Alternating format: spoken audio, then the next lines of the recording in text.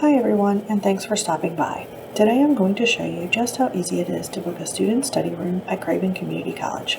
Please remember that due to limited availability, study rooms are only open to current Craven Community College students.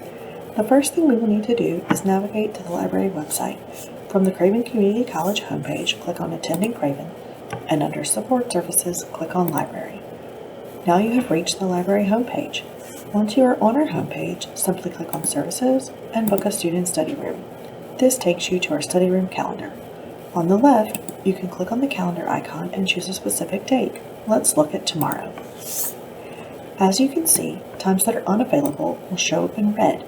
To book a room, simply click on the time you're interested in and click Submit Times. The next page contains the terms and conditions of the student study rooms. Again, please note that study rooms are only available to registered Craven Community College students. Click Continue to proceed. Here, you will fill in your information and finally click Submit My Booking. The next page will confirm your booking. Here you can see the room that you have chosen, as well as the date and time. When your scheduled time arrives, please visit the circulation desk at the library. We will confirm your booking and provide you with the key to the room. Thanks for watching.